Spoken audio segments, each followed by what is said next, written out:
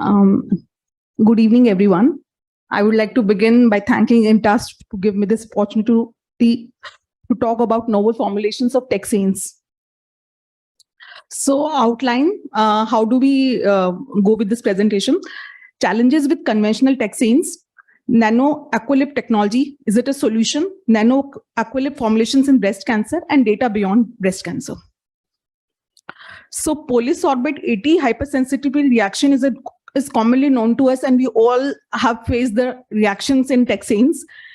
In past decade, reports of hypersensitivity reaction to docetaxel have been increasing steadily. Nearly 30% of patients who do not receive pre-medication have any form of reaction with docetaxel. And even with pre-medication, there are reports of 8 to 13% of hypersensitivity reaction with docetaxel. Also, using pre-medication steroids have increased risk of hyperglycemia. Around 13.7% patients had some form of increase in sugars with steroids. This study concludes that adverse effect associated with prophylactic steroid use should be better recognized. Optimal management of steroid-induced hyperglycemia is recommended to reduce infections with docetaxel therapy. So, because of this adverse events, docetaxel-associated candidiasis as an adverse event has been reported and prescribing information leaflet.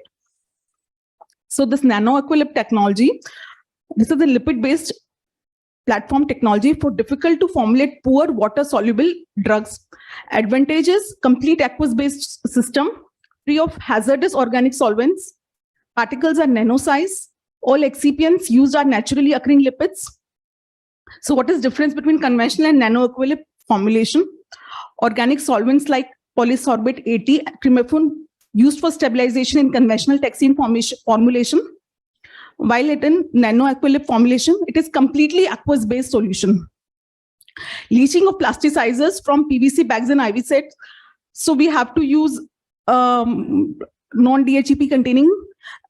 So it was there in conventional Taxanes and it is not there in nano-aqualip formulations. Hypersensitivity reactions was there. As we discussed, it is high in conventional Taxane formulation, while grade 3-4 hypersensitivity reactions are not a major concern in nano-aqualip formulations. Steroids need not to be used, so adverse effects of steroids are not there. Safety concerns and neurotoxicities are less in nano-aqualip formulations. Leaky vasculatures, because the nanoparticles, 100 nanometers, nano-aqualips penetrate in the tumor tissue better, with higher C concentration at tissue level. So with the TR ratio being 114%, higher systemic bioavailability of this nano-docetaxel in plasma compartment.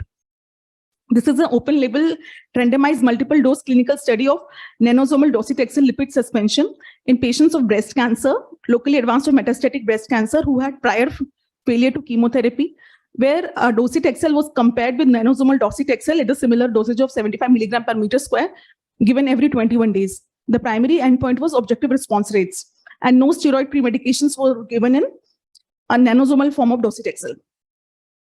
We can see the overall response rates of CR and PR was slightly higher with nanosomal docetaxel from 26% to 35%, with higher CRs and higher PRs. And adverse events with nanosomal docetaxel forms were less. So adverse events, severe allergic reaction like bronchospasm or swelling of face were not observed with nanosomal docetaxel, whereas with conventional docetaxel, 2 cases of bronchospasm and 3 cases of swelling of face were observed. No clinically significant changes were observed in hematology and biochemistry of nanosomal docetaxel compared to conventional one, and neutropenia was consistent with those reported with conventional. The other study in breast cancer, neoadjuvant setting in patients with stage 2B and 3 breast cancers or neoadjuvant chemotherapy. After AC, the patients were divided in 2 arms, whether to receive conventional or nanosomal docetaxel at a dose of 75 milligram per meter square every 3 weekly for 4 cycles. It was presented in ASCO 2022. So the patients were equal in both the arms, the 30 patients in both the arms. with similar profile of patients. And this says the patient had similar outcomes. So this data was very, very small, only 30 patients. They're saying 100% PET-CR, but the data is very small. So it is similar in both the arms. So the highlight of this thing is the infusion reactions, hyperglycemia, neuropathy were noted only in 5, 8, and 3 patients in the conventional arms, while it was not reported in any patient of nanosomal docetaxel arm. So nanosomal docetaxel-based neo and adjuvant therapy is as efficacious as conventional one, and it has less side effect. Similar response rates. This is the data which is showing that.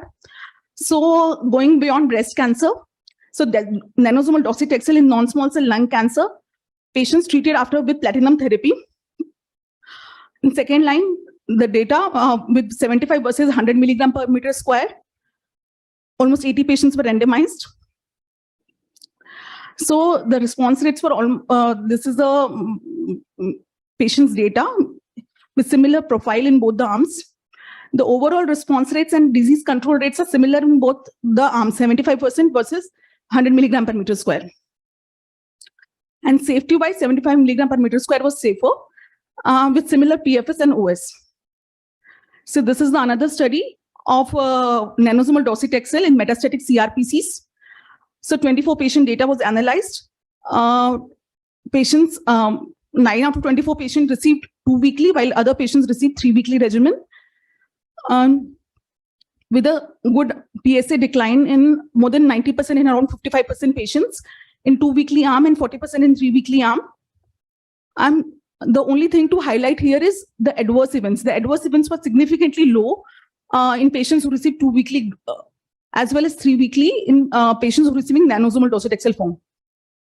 So nanosomal docetaxel in 2 weekly and 3 weekly regimen was as effective, well tolerated in managing patients with metastatic CRPC. So concluding, serious adverse events like hypersensitivity reactions are common with docetaxel and paclitaxel, and to avoid them, we need to use corticosteroids as pre-medication. Steroids can worsen hyperglycemia, increase risk of infection. Nanosomal docetaxel is free from solvents and can be administered without steroid pre-medication. No grade 3-4 hypersensitivity reaction were observed despite no steroid pre-medication. Thank you. Thank you, Dr. Priti, for that wonderful presentation. Questions probably we can take in the panel discussion itself. So I would like to invite